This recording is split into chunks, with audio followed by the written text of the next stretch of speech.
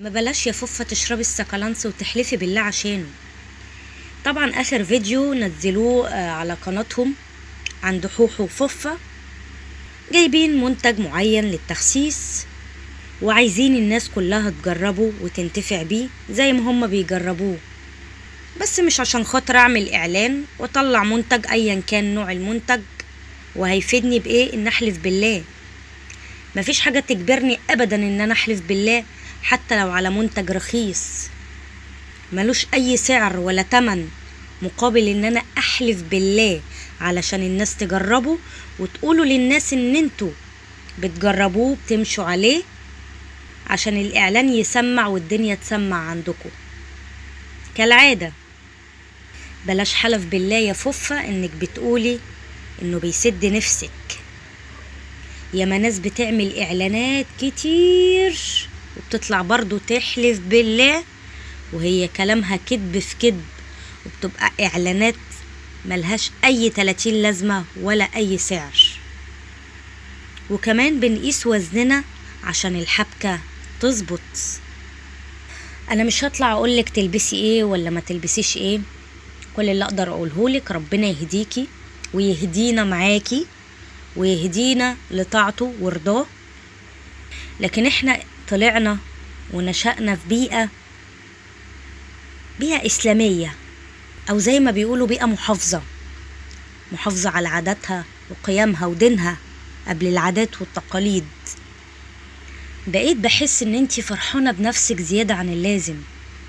يا ستي افرحي بنفسك وافرحي بحالك وبحياتك، بس في حياتك الخاصة مش قدام الكاميرا.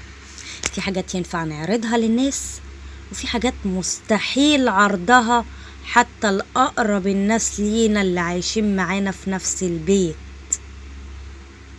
ما ينفعش نعرض حياتنا على الملأ ونطلع نلبس لبس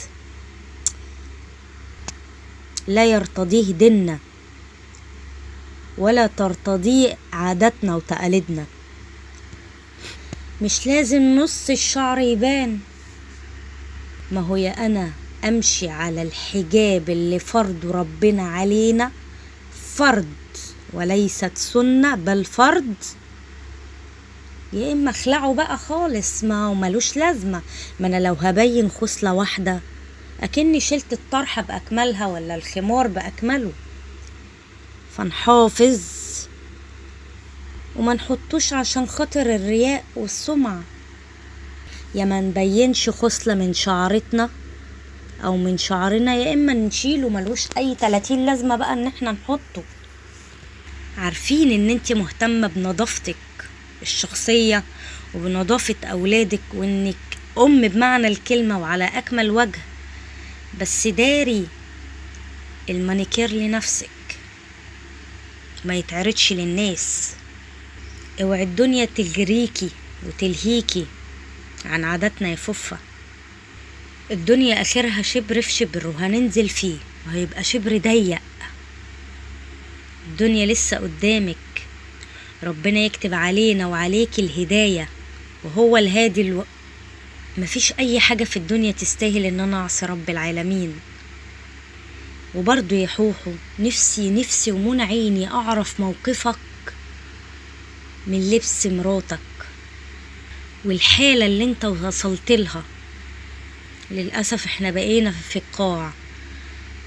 اما ربنا يرزقنا ويكرمنا ويوسع علينا اول ما بنعمل بنجري ان احنا نعصيه. وانتوا تخافوا من النقطة دي لان انتوا كده ربنا بيستدرككم. اتقوا الله في انفسكم وصدروا لنا حاجة او محتوى عينينا ترتاح بسببه وقلوبنا تنتعش بيه، مش تصدروا لنا حاجات نشمئز منها وما ينفعش اي حد يشوفها. انتوا محتوى عائلي لازم تطلعوا بقيمكم وعاداتكم المصرية الأصيلة اللي تعودنا عليها. مش عشان اسافر دولة أوروبية وياريتها يعني تعتبر تركيا ضمن الاتحاد الأوروبي، بس مش كونها أوروبية بالشكل اللي احنا عارفينه وفاهمينه. يعني مش معنى بقى ان انا بقيت بحريتي انطلق ان انا كنت في بيئة طلعت وتربيت عليها بشكل، وان انا لما اروح لبيئة تانية اتنصل عن عاداتي وتقاليدي وديني، وافرح بعادات تانية سخيفة، واتمادى في غيبوبتي. اتمنى من رب العالمين ربنا يهديك يا حوحو انت وفوفة، ويهدينا قبليكوا، ويهدي الناس اجمعين. كل بني ادم خطاء، وخير الخطائين التوابون. مش غلط ان احنا نغلط، لا، دي صفات البشر. انت مخلوق عشان تغلط، بس انك تغلط وتستمر في غلطك لا، ده انت كده هتضيع دنيا واخرة، بس انت مش حاسس. لكن الصح ان احنا نغلط ونتعلم من غلطنا ونقف عنده.